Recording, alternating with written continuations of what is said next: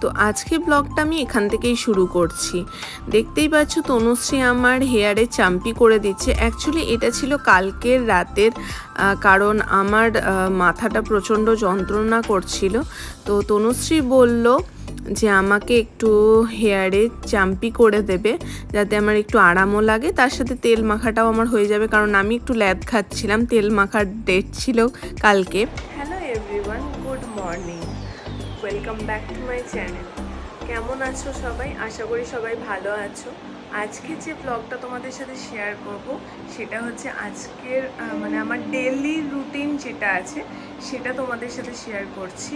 তো এখন আমি রেডি হচ্ছি আর কি জিমে যাওয়ার জন্য। তার আগে ছোটোখাটো কাজ ছিল, যেগুলো আজকে রান্না কি হবে সেগুলো বাইরে বার করে দিয়ে চাল ভিজিয়ে, তারপরে রাজমা যেহেতু হবে সেহেতু রাজমাটাকে রেডি করে দিয়ে আমি কালকে রাতেই ভিজিয়ে রেখেছিলাম রাজমাটা।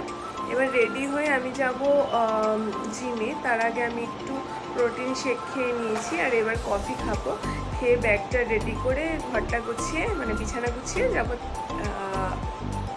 জিমে। তো তোমরা দেখতে থাকো, আশা করি তোমাদের ভালো লাগবে।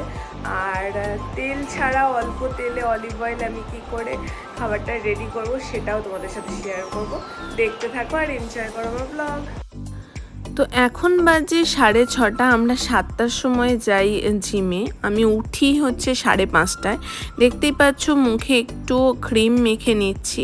তো এই ব্লগটা তোমাদের সাথে অনেক দিন ধরেই ভাবছিলাম শেয়ার করব, কারণ আমি সকালবেলা উঠে কি করি সেটা তোমাদের সাথে শেয়ার করার ইচ্ছে হলো। তো বলে রাখি, আমার ঘরে অনেক কাজ থাকে, সেগুলোও কমপ্লিট করি। যে এখানে দেখতে পাচ্ছ প্রথমে আমি বেডটাকে রেডি করে রাখছি, তারপর চলে যাব জিমে।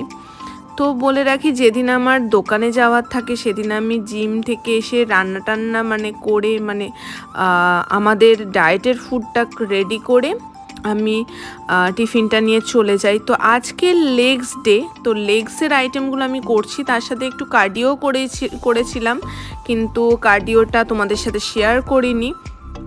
লেগসের আইটেমগুলোই তোমাদের সাথে শেয়ার করেছি। জানি না কেন যারা জিম করে তারা লেগসকে ভয় পায়, লেগস ডেতে একটু ঘাবড়েই যায়, পায়ে ব্যথা হয় বলে।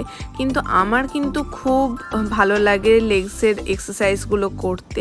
তো আমার যেদিন দোকানে যাওয়ার থাকে না, ক্লাস থাকে, সেই দিন আমি জিমের শেষে এসে, যেমনটা তোমরা জানলে যে আমি ডায়েটের ফুডগুলো বানিয়ে আমি চান ধান করে রেডি হয়ে চলে যাই আমাদের স্টুডিওতে।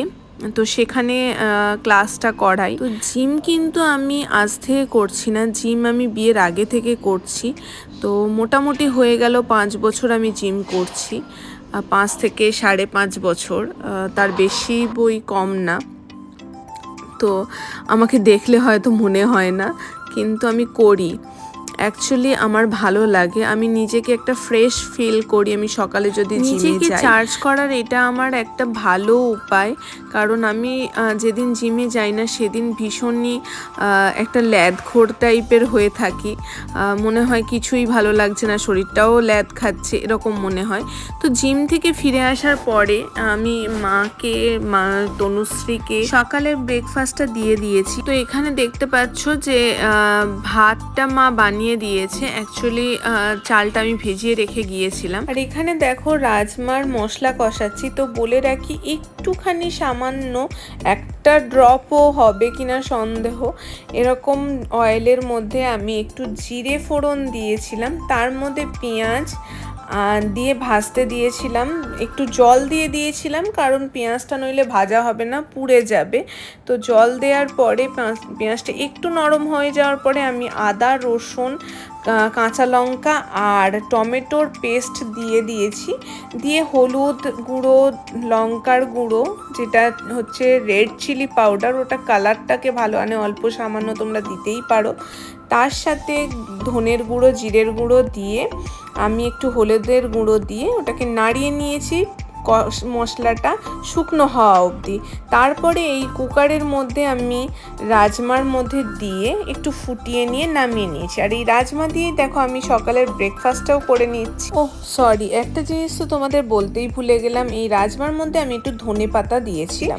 দুটো রুটি আমি সকালে ব্রেকফাস্টে খাই, আর একটুখানি পোহা ছিল একটু টেস্ট করার জন্য, একটু টেস্ট না একটু খাওয়ার জন্য, আমি পোহা খেতে খুব ভালোবাসি, মা একটু আমায় দিয়েছিল।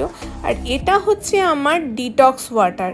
এটা হচ্ছে এর মধ্যে আছে হলুদ, মানে কাঁচা হলুদ, আর তার সাথে আমলকি একসাথে পেস্ট করে জুস বানিয়ে নিয়েছি, যেটা আমি দোকানে যাওয়ার আগে খেয়ে যাব।